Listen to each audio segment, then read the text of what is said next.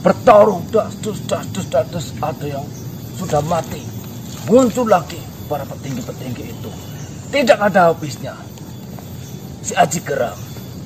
Si Aji Saka itu geram. Dia pergi entah kemana. Lalu terbang membawa sebuah sebongkah batu. Dia jatuhkan ke tengah-tengah gunung Suro itu. Duor, ada ledakan besar. Itu bunyi sampai menjangkau wilayah-wilayah yang bahkan jauh dari sini. Ledakan itu dengan diiringi cahaya yang sangat menyilaukan. Seketika para iblis-iblis yang sedang melakukan pertarungan dengan Aji dan menunggu Aji di mana, mental sejauh mungkin. Kabur apa mental? Kabur apa mental? Dia mental. Lalu karena melihat batu itu dan bercahaya yang sangat kuat, mereka semuanya kabur. Ada yang lari ke daerah Baron. Saya tahu itu Baron. Kebaronan kan? Iya. Oh sini kalian dan mas kan? Ada yang lari ke daerah Curug Penganten, Karanggedang sana. Saya tahu Pak. Karanggedang bahas. Ada yang lari ke daerah Kebasen. Kebasen Rawano. Mental sangat jauh. Ada yang lari ke daerah Gunung Salak, Gunung Serandil. Gunung Serandil Cilacap. Benar. Masuk gue. Terus ada yang lari ke daerah timur. Nah itu. Alas yang banyak jadi besar-besar. Roban. Alas Roban. Oh, iya. Sekian banyak dari penjuru arah mereka berlarian, tidak ada yang berani kembali ke situ lagi. Sekian lama para penduduk masih was-was bahwasanya akan ada perkumpulan itu lagi. Ternyata sekian puluh tahun tidak ada. Aman sampai sekarang. Maka dari itu warga di sekitaran Gunung Suro ini menganggap batu ini sakral. Bahkan batu itu sekarang bertuliskan Aji di situ. Nama sang pembawa batu yang membuat para iblis kabur. Seperti itu. Seperti batu sakral Aji namanya. Benar. Batunya Condro Timuko. Condro Timuko bukan itu neraka artinya? Kabarnya seperti itu. Berarti Aji pergi terus ngambil batu dari neraka. Ada yang beranggapan seperti itu. Karena cahaya yang dihasilkan dari batu itu ketika jatuh di tanah gunung Suro itu menyilaukan dan panas. Rasa-rasanya di wajah itu seperti dekat dengan matahari. Panas sekali. Nah, dikala itu kamu umur berapa itu kejadian itu? Saya belum ada. Bisa jenengan cerita. Cerita ini diturunkan secara turun-temurun. Dulu saya diceritakan ketika masih kecil supaya saya tidak datang ke sana. Bangkong. Kalau aja dengar cerita Ini orang tua saya. Oh, bisa. Lah orang tuamu bercerita kalau ketika kamu umur berapa? Masih kecil. Mungkin masih sekitar tingginya segini. Mau tidur ceritanya? Tidak. Jadi ceritanya seperti ini. Dulu saya nakal yang luar biasa. Ya, setelah saya diceritakan itu saya menjadi makhluk yang tidak nakal sama sekali. Kalau itu dongeng biar kamu tidak nakal. Tetapi dongeng bukan sembarang dongeng. Itu buat nakut-nakutin kamu. Tidak. Aku boleh tanyakan ke penduduk yang lain. Gimana? Mindset kayak Kamu gimana? sini dulu. Saya mau tanya makhluk lagi. Ceritanya kayak Anggeri kok orang ngalami. Kue uras saja ceritanya muluk-muluk. Dari awal harusnya jenengan itu sudah bilang. Ini mitosnya seperti ini. Ini ceritanya seperti ini. Itu saya dapat cerita dari ayah saya seperti itu loh. Semua mengatakan seperti itu. Orang tua zaman dulu mengatakan seperti itu. Jadi Nah, Assalamualaikum. Waalaikumsalam. Anu ngapunten dengan siapa? ini dari Limongo. dari kamu sebelah. Oh, yang dari kamu sebelah kan? Iya. Ini tadi di Yadieng bercerita mengenai batu Condro Timuko. Ceritakan. Apa Jangan yang kau dengar? berani-berani kau datang mendekati. Batu itu sangat keramat dan disakralkan oleh kami semuanya. Bahkan makhluk seperti saya tidak berani untuk mendekatnya karena energinya sangatlah besar. Ya, Iya. baru sampai sini saja sudah sama ceritanya. Ya, yang jadi pertanyaan saya tidak mau mendekat. Ini buat pelajaran saya, teman saya, anak-anak saya nanti. Sebenarnya batu itu batu apa? Batu itu langsung diturunkan oleh malaikat Untuk apa? untuk menghindari kerusakan di tanah ini. Bukan malaikat, kau salah dengar. Alah, Yang ini membawanya malah debat, namanya Mas. Aji. Malaikat itu adalah batu condro di muko, batu neraka. Malaikat langsung yang menurunkan batu itu. Mana ada malaikat bernama Aji? Karena dulu ada banyak sekali makhluk yang tidak menginginkan mengenai keberadaan manusia. Bukan seperti itu. Makhluk itu ingin menghancurkan manusia agar tidak ada di dunia ini. Jadi akhirnya malaikat langsung menurunkan batu itu, menjatuhkan di tengah-tengah gunung Suro agar makhluk itu nyah dan mati. Kamu ceritanya yang benar mana? Iya ini Mana ada manusia makhluk? Mana ada manusia makhluk bisa mengambil batu dari neraka? Yang ada dan yang bisa hanyalah malaikat. Ya, yang diceritakan kan Aji sangat sakti mandraguna. Mungkin saja dia bisa menembus neraka. Sesakti-saktinya makhluk, dia tidak akan bisa untuk menembus ke neraka sebelum dia mati. Ada. Ini orang tua nih. Bisa saya tanyakan ke orang tua aja nih. Jangan masuk lah.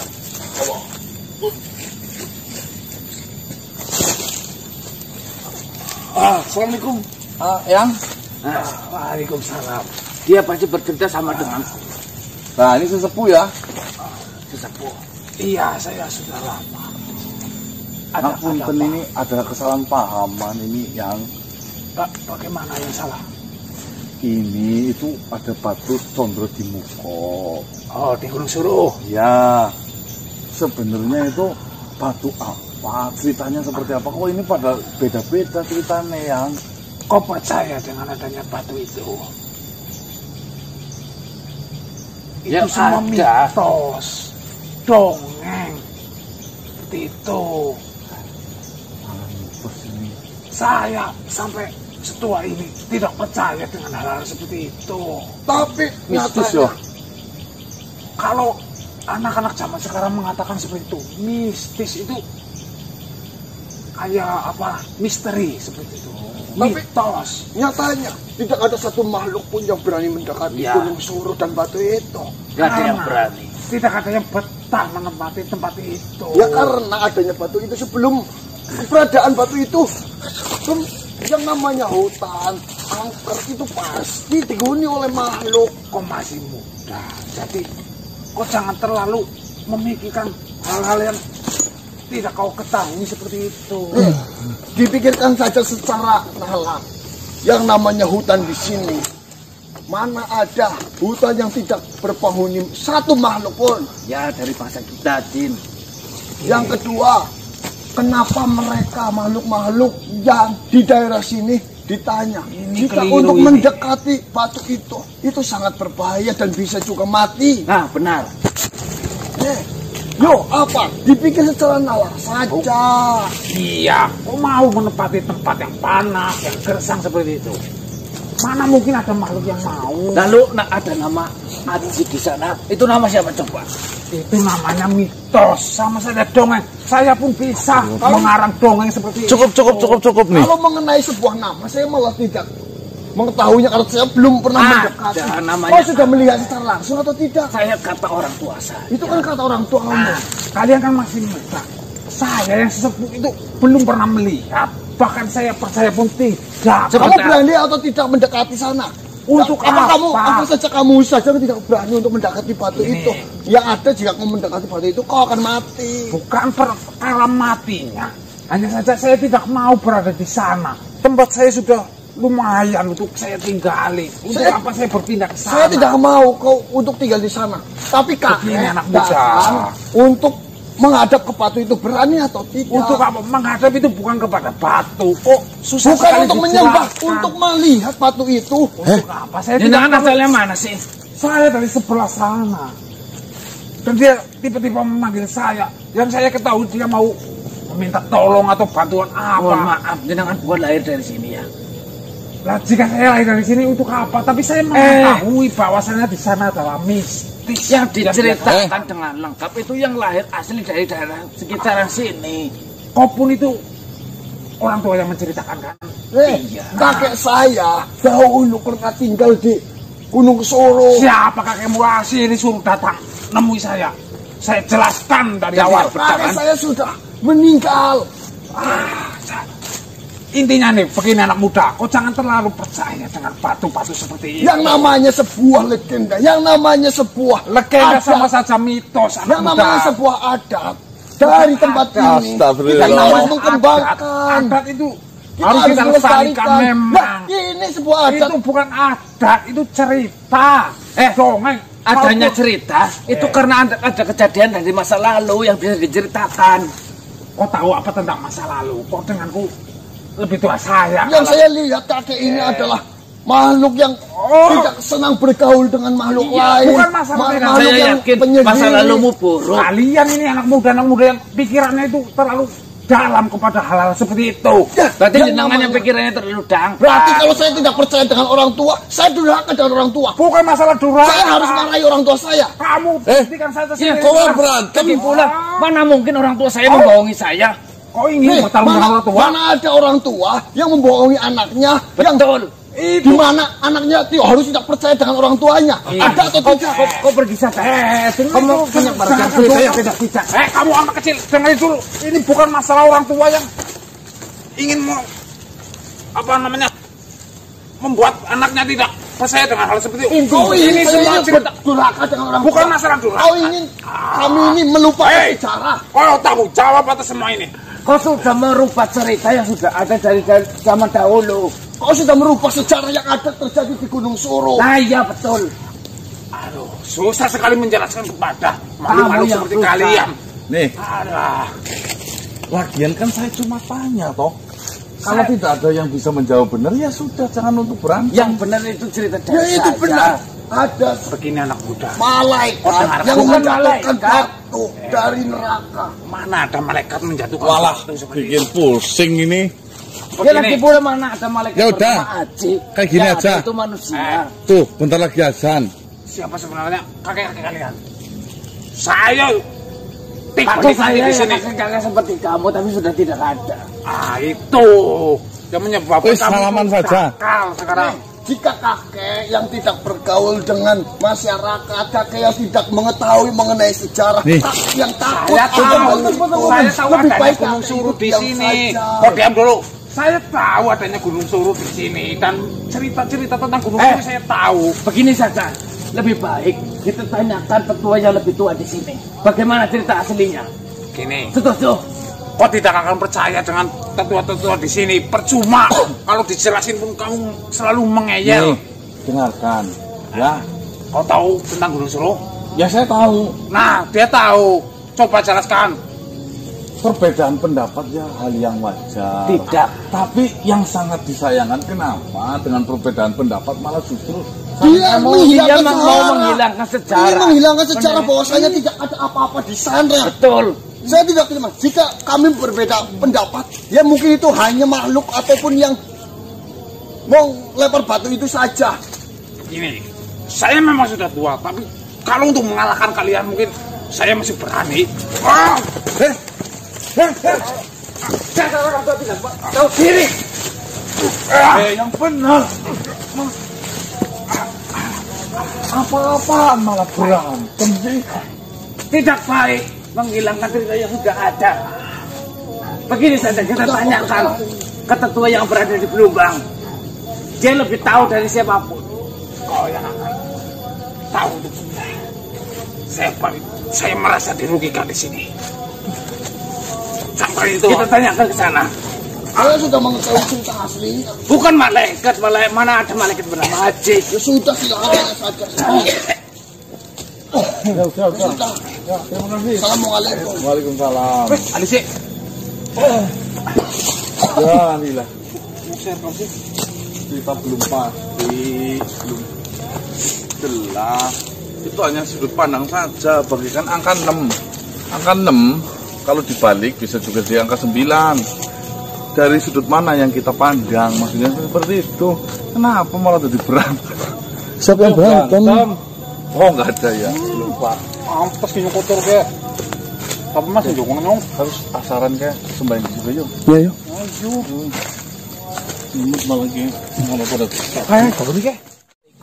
iya, Bi. Oh, Sabta Rangga deh, Waalaikumsalam warahmatullahi wabarakatuh. Tuan Sabta Rangga, bagaimana? Bagaimana kabar kalian? Alhamdulillah, baik ini. Jangan piwe. Mas, Alhamdulillah. Syukur lah. Saya dalam kondisi baik. Tumben. Saya datang ke sini menemui kalian dengan rasa bersalah. Dan saya menyesali kesalahan saya itu. maksudnya? Ngomong-ngomong, di mana sahabatku Gana? Itu di belakang lagi kencing. Maksudnya takutnya yang saya takutkan yo. Oh, pamannya Rika ngerti, Rika mari nenek kesini. Marah-marah lagi. Percuma gitu loh. Kita yang kena semprot semua. Kami menghindari hal itu loh. Sekali lagi saya mohon maaf atas tingkah laku saya yang sudah saya lakukan tempo lalu. Saya benar-benar memohon maaf pada kalian. Ya bos sih stok maaf. Nah, cuma kan Sabta Rangga, Mas. Pamannya mudut-mudut lagi loh itu loh. Gak enak didengar ngomongnya sebelumnya dewek. Assalamualaikum. Waalaikumsalam warahmatullahi wabarakatuh. Mas, bagaimana? Alhamdulillah. Bagaimana kabar sahabat? Alhamdulillah baik. Saya sebenarnya merasa malu untuk menemui kalian. Saya juga tidak menyangka kalian berada di sini. Saya kira kalian masih berada di rumah kalian masing-masing. Tapi alhamdulillah, saya dapat menemui kalian secara bersamaan. Terus terang saja, saya datang kemari dengan rasa bersalah, dengan rasa penyesalan.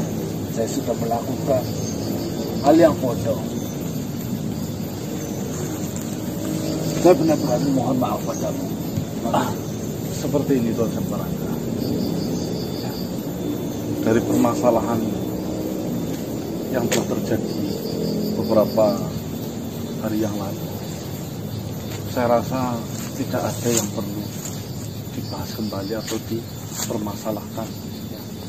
Tanpa Tuan Sabta Rangga meminta maaf, saya sangat memaklumi. Belum tentu ketika permasalahan Tuan Sabta Rangga menimpa diriku. Bahkan jika permasalahan Tuan Sabta Rangga menimpa diriku, mungkin tingkah laku saya lebih menjijikkan daripada apa yang telah dilakukan Tuan Sabta Rangga. Saya kagum, saya salut dengan ketabahan hati Tuan Sabta Rangga. Saya berharap Tuan Sabta Rangga beda lah dari yang dari awal saya kenal. Seperti itu Tuan Sabta Rangga. Jadi untuk perihal maaf, saya jauh lebih memaafkan dari dulu. Justru saya yang meminta maaf. Tidak sahabatku. Saya yang seharusnya meminta maaf kepada kalian. Membuat kalian malu. Membuat kalian merasa jijik pada saya mungkin. Karena tinggal laku saya yang kurang enak dipandang. Kalau itu sih sebenarnya nggak jadi masalah. Yang kami takutkan sebenarnya dengan kedatangannya Tuan Sabta Rangga ke sini, apa iya nggak dimarahi oleh pamannya lagi? Itu maksudnya loh. Untuk perihal paman saya sudah meminta izin kepada beliau. Saya sudah menceritakan semuanya. Saya sudah mengakui bahwasanya mungkin di permasalahan yang terjadi kepada saya itu adalah kesalahan saya. Saya saja yang bersikap egois, menganggap ini adalah kesalahan orang lain yang diperbuat untuk saya. Sekarang saya sudah menyadari, sahabatku. Saya ingin meminta maaf. Dan kalau boleh, kalau kalian tidak malu, saya ingin kembali lagi kepada kalian, menemani kalian di setiap perjuangan kalian. Dengan senang hati Tuan Sabta Rangga. Lah, mengenai itu apa dibolehkan sama pamannya? Sudah minta izin. Dia minta izin tapi dibolehkan apa enggak? Saya sudah menceritakan semuanya dan saya diperbolehkan. Walaupun mungkin ada sedikit berat hati dari paman saya, Karena paman saya masih menganggap bahwasanya ujian kemarin keterlaluan bagi saya. Tetapi saya tidak menganggap seperti itu sekarang. Ya, seperti itulah Tuan keadaannya. Itu semua di luar dari kendali saya juga tidak tahu menahu. Intinya semua itu terjadi memang memiliki tujuan tertentu yang tidak kita ketahui. Yang perlu kita syukuri di sini dari kejadian ini, kita menambah sebuah wawasan serta kedewasaan. Benar. Apalagi perihal anak muda yang baru mengenal cinta. Itu saya sangat memaklumi dan mewajari ya. Jika mengingat konsep Tarangga diberi ujian seperti itu, mengingatkan pada sebuah cerita yang membuat Candi Serif apa Pak? Roro Jonggrang Ya. Dimana meminta buatkan Candi Serif dalam satu malam saja masih di PHP. Kurang satu di pura-purain ada jago keluruk. Terus ada lagi apa Dik? Terus Malin Kundang sang Kuriang ya. Di pada bayar. Malin Kundang kan mencintai ibunya. Tangguban perahu apa lagi? Malin Kundang. Ya, Malin Kundang dikutuk di. Ayo gunung Tangguban perahu kan sing pada bayar, Bu. Untuk masalah cinta, untuk masalah asmara saya dengan Dewi Wanita, saya sudah benar-benar mengikhlaskan. Saya sudah benar-benar memasrahkan permasalahan ini kepada Yang Maha Kuasa. Seperti itu. Rumusnya sederhana saja seperti ini mungkin Tarangga. Jika dalam menjalani sebuah hubungan kok sering tersendat-sendat atau menemukan sebuah masalah-masalah, bisa jadi itu adalah sinyal dari Tuhan bahwasanya dia itu adalah bukan jodoh yang tepat buat kita. Bisa jadi loh, ini bisa jadi. Bisa jadi, saya bilang tidak semuanya, tapi memang ada beberapa yang jodohnya itu melalui lika-liku dengan sedemikian rupa akhirnya berjodoh. Kalau saya pribadi, dulu ketika saya muda ya Pak Daik ya. Pernah muda sih Mas. Pernah muda Tuan Tarangga. Ini bercerita biar santai ya. Baik sahabat. Ketika saya menjalin hubungan dengan wanita, berapa waktunya Mas? Nggak usah diceritain. Intinya satu permasalahan saja yang kira-kira kurang tepat dan tidak bisa saya maklumi, saya langsung menghentikan itu semua karena saya berpedoman itu adalah cara Tuhan memberikan kode terhadap kita bahwasanya dia itu bukan jodoh yang baik untuk kita. Seperti itu. Akhirnya berpikir positif terus menerus dan akhirnya Gusti Allah akan memberikan yang tepat buat kita. Tepat bukan berarti yang kita senangi. Terkadang jodoh yang tepat itu jodoh yang awalnya benar-benar tidak kita cintai, akan tetapi cinta itu tumbuh ketika kita sudah menjalin ikatan sebuah pernikahan. Karena apa? Tuhan tidak mau menginginkan makhluknya mencintai sesama makhluk melebihi cintanya terhadap Tuhan. Bahasa Tarangga. Kalau cerita saya pernah ditinggal nikah lagi. Apa nggak sakit banget sih? Mungkin itu sangat menyakitkan. Saya lagi berusaha untuk mengumpulkan uang ini untuk memaharkan pernikahan, tapi dia malah dilamar orang lain dan dinikah orang lain. Sakit. Tuh pengalaman itu saya. Mungkin jika saya yang berada di posisi ini, saya tidak tahu akan terjadi hal apa. Yang jelas mengenai bab cinta, saya sangat masih awam. Saya butuh bimbingan dari kalian. Kalau Mbah Dangi sudah berpengalaman. Kalau Mbah Dangi cintanya itu dapat dari bekasan teman. Ada semut-semut. Ya itu ya, Tuan Tarangga ya. Cinta jangan menjadi sebuah penghalang antara persahabatan, persaudaraan dan kekeluargaan atau mungkin menjadi sebuah permasalahan yang rumit. Cinta persaudaraan. Ya. Jangan kait-kaitkan hubungan cinta dengan saudara. Nanti ujung-ujungnya ramai lagi. Saya akan belajar untuk memisahkan beberapa hal menjadi beberapa bagian supaya tidak tercampur dan tidak terjadi masalah. Ada satu yang mungkin ini perlu dipecahkan. Kenapa kalau kita sedang jatuh cinta kita bodoh, Pak? Monggo tadi Itu seperti yang saya alami. nah, Kira-kira itu kenapa, sahabat? kenapa ketika kita jatuh cinta kita bodoh? Ya karena kita ingin berusaha menunjukkan perjuangan kita, tapi malah nggak tahu Mas. Bukan itu sih, maksudnya kita itu lebih di pikiran itu selalu yang dipikirin itu Nggak mikirkan kita ya, maksudnya nggak mikirkan kita. Ya. Pikirnya itu mikirnya itu terus. Nah, ya maksudnya. Nggak pikiran yang lain nih gitu loh. Tuh, itu kemarin teman saya juga kepatil seperti itu. Apalagi keloloden ya Pak. Nah, dan Sebenarnya itu perihal ilusi dalam pikiran saja. Itu namanya hormon dopamin. Ketika kita sedang jatuh cinta, ketika kita sedang jatuh cinta, ya, hormon yang ada di otak kita itu sering menggambarkan Berlayang-layang. sesuatu yang indah-indah. Akhirnya menimbulkan sebuah kebahagiaan. Kebahagiaan itu dirasakan di dalam hati. Setelah menimbulkan kebahagiaan, kita akan menggantungkan kebahagiaan itu terhadap pasangan kita. Apa itu seperti membayangkan sesuatu? Iya. Awalnya dibayang-bayangkan, akhirnya ketergantungan dengan kebahagiaan itu, akhirnya tergantungan dengan orang yang membahagiakan. Baiklah, Sampai akhirnya yang lain-lain itu tertutupi sama hormon itu. Akhirnya yang lain Jadinya bodoh. bungkel. ya yang jelas untuk masalah percintaan, untuk masalah dari Manuta berjodoh dengan saya atau tidak, saya sudah tidak memikirkan hal itu. Saya benar-benar memasrahkan hal ini terhadap Gusti Allah.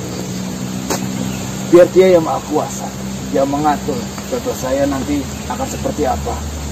Saya dengan siapa saya akan berjodoh. Yang jelas saya datang kemari untuk meminta maaf. Siap, Ingin Saudara. kembali berjuang bersama kalian dalam Siap. berbagai permasalahan yang ada. Ayo. Ngomong-ngomong, kalian berada di sini sedang ada masalah apa? Siapa tahu saya bisa membantu kalian. ya Nanti malam nanti malam ikut mau saya. perang. Mau Siap. Oh, siap ikut perang gak? Nih, Siap. kita sudah menyiapkan tameng. Nah, tameng ini tuh didoain oleh Dogo Bilo, ini udah. Ini buat tameng kita nih. Ya, saya mampu merasakannya. Baiklah, kumpulkan saudara. nanti malam saya akan bersama kalian. Oke. Terima kasih Pasukan bisa nggak? Bismillah. untuk saat ini. Saya tidak memiliki pasukan. Alah, Roba itu. Mbak jangan gitu, Mbak. Ada strategi yang namanya nanti itu kita mau mengepung suatu kerajaan. Jadi kalau jenengan sini bawalah 1.000 atau 2.000 pasukan itu buat ibu-ibu tambah-tambah. Ya. Untuk pasukan saya mungkin tidak ada. Alah. Tetapi saya akan berusaha sedemikian rupa, sekuat saya untuk membantu kalian. Sehingga permasalahan ini dapat diselesaikan. Terima kasih. Salam. Assalamualaikum warahmatullahi wabarakatuh. Waalaikumsalam. Waalaikumsalam warahmatullahi wabarakatuh. Awas suruh ngawam itu. Bodong. Apa? Pasukan aktif. Telepon ki pada Itulah ban maning apa? Wis sesuai requestan, tapi ada yang membela kok. Seharusnya Mbak Dangi jangan diperlakukan seperti itu. Mbak Dangi juga manusia yang memiliki hak untuk berbicara. Ya lagi pula yang komen juga itu belum tentu loh. Di posisi kita pasti ya nggak tahu. Sebenarnya Mbak Dangi itu Saya pun kalau komen belaka gitu suta ya, apa adanya. Marah ya marah gitu loh. ya. yang bisa kita Apa? ini pesannya itu Seterangga.